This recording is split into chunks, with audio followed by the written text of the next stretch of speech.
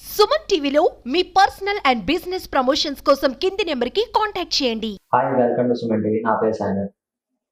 రాజ్యాంగం అమల్లోకి వచ్చి 75 సంవత్సరాలు అయింది. 76వ సంవత్సరాలకు మనం అడుగు పెడుతున్నాం. అసలు రిపబ్లిక్ డే ఎందుకు జరుపుకుంటాం? ఈ విషయాలన్నీ తెలుసుకోవడానికి మనతో పాటు ఉన్నారు టిఆర్ఆర్ డిగ్రీ కాలేజ్ నరేష్ రాజా గారు మనతో ఉన్నారు. సార్ నమస్తే సార్. చెప్పండి, రిపబ్లిక్ డే అసలు ఎందుకు జరుపుకుంటారు? దీన్ని జరుపుకోవడానికి గల కారణాలు? నమస్తే అండి. నా పేరు నరేష్ రాజా. టిఆర్ఆర్ డిగ్రీ కాలేజీలో లెక్చరర్గా పనిచేస్తున్నాను, పొలిటికల్ సైన్స్ లెక్చరర్గా. భారతదేశానికి స్వాతంత్రం వచ్చి 78 సంవత్సరాలు అయితే భారత రాజ్యాంగం అమలులోకి వచ్చి 75 సంవత్సరాలు పూర్తి చేసుకుంది. అంటే భారతదేశం 75 గణతంత్ర దినోత్సవాలు జరుపుకొని 76వ గణతంత్ర దినోత్సవాన్ని 2025 జనవరి 26న జరుపుకోబోతున్నారు. అయితే జనవరి 26వ తేదీని మనం గణతంత్ర దినోత్సవాన్ని ఎందుకు జరుపుకుంటాం? ఎందుకు అంటే దీనికి ఒక చారిత్రాత్మక నేపథ్యం ఉంది.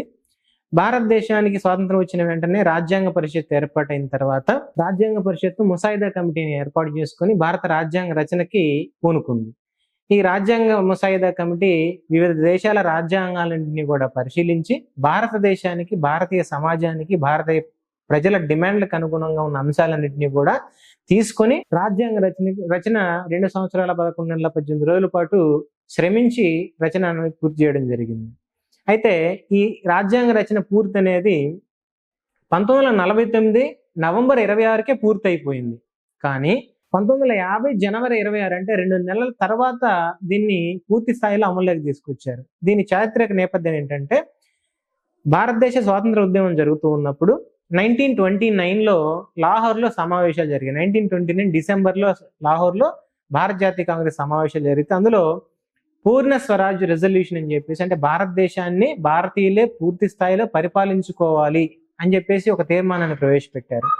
అది అంటే 1929 డిసెంబర్లో సమావేశాలు జరిగినా కానీ ఆ సమావేశాలు కొనసాగి 1930 జనవరి 26వ తేదీన ఈ రెజల్యూషన్ పాస్ చేయడం జరిగింది అనమాట.